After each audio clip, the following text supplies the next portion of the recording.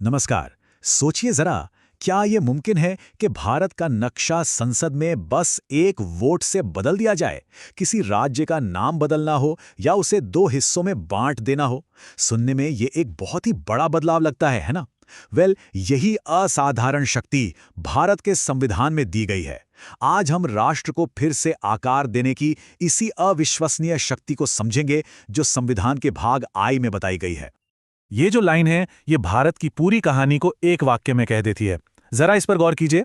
संघ यानी हमारा देश भारत अविनाशी है, इसे तोड़ा नहीं जा सकता, लेकिन इसके जो राज्य हैं उन्हें बदला जा सकता है। मतलब संसद अपनी इच्छा से उनका नक्शा फिर से बना सकती है।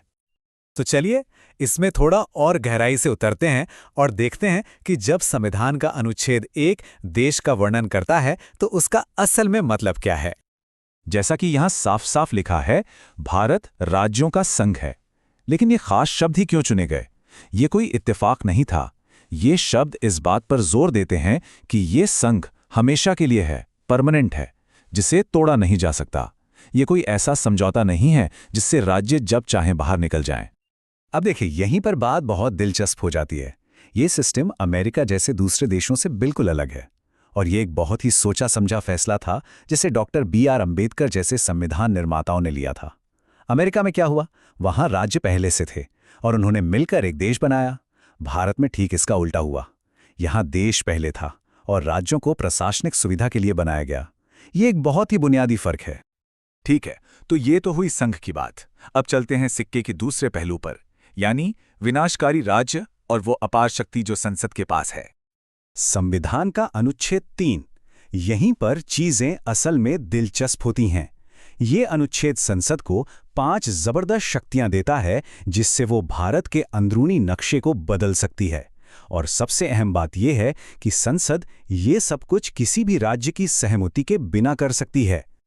हाँ, एक प्रक्रिया जरूर है। बिल लाने से पहले राष्ट्रपति की सिफारिश चाहिए। बिल को राय के लिए राज्य के पास भेजा भी जाता है, लेकिन दिन के आखिर में अंतिम फैसला पूरी तरह से केंद्र की संसद का ही होता है। राज्य अपनी राय दे सकते हैं, लेकिन संसद उसे मानने के लिए बिल्कुल भी बाध्य नहीं है। और इस प्रक्रिया को और भी आसान बनाने के लिए एक और बात है। अनुच्छेद 4 साफ कहता है कि इस तरह के बदलावों के लिए संसद में बस एक साधारण बहुमत की जरूरत है। इसके लिए किसी मुश्किल संवैधानिक संशोधन की जरूरत नहीं पड़ती। तो अब सबसे बड़ा सवाल ये उठता है कि अगर संसद की शक्ति इतनी ज्यादा है तो क्या इसकी कोई सीमा ही नहीं है? क्या कुछ ऐसा है जो संसद नहीं कर सकती? यही सवाल तब सामने आया जब पश्चिम बंगाल के बेरुबारी यूनियन नाम के एक इलाके को लेकर पाकिस्तान के साथ एक विवाद हुआ था। इस समझौते की वजह से राष्ट्रपति को सुप्रीम कोर्ट से ये पूछना पड़ा कि संसद की शक्तियों की आखिर सीमा क्या है। क्या वो देश का कोई हिस्सा किसी और देश को दे सकती है? 1960 में सुप्रीम कोर्ट ने एक बहुत ही ऐतिहासिक फैसला सुनाया। कोर्ट ने एक महत्वपूर्ण अंतर बताया। अनुच्छेद 3 का इस्तेमाल सिर्फ देश के अंदर के बदलाव के लिए है, लेकिन अगर भारत का कोई हिस्सा किसी दूसरे देश को देना है तो उसके लिए अनुच्छेद 368 के तहत एक औपचारिक संवैधानिक संशोधन करना होगा। वो साधारण बहुमत से नहीं हो सकता। इसी ऐतिहासिक मामले ने संसद की शक्ति पर एक साफ लकीर खींच दी, जिससे भारत की सीमाओं को किसी साधारण कानून से बदलने पर रोक लग गई। तो चलिए अब देखते हैं कि इस संवैधानिक शक्ति ने उस भारत को कैसे आकार दिया है जिसे हम आज जानते हैं।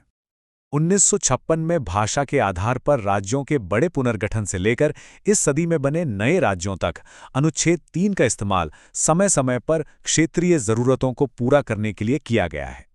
तो इस अनोखे संवैधानिक डिजाइन से सबसे बड़ी सीख क्या मिलती है? ये ढांचा एक अनोखा मॉडल बनाता है जिसे अक्सर केंद्रीकृत संघवाद कहा जाता है।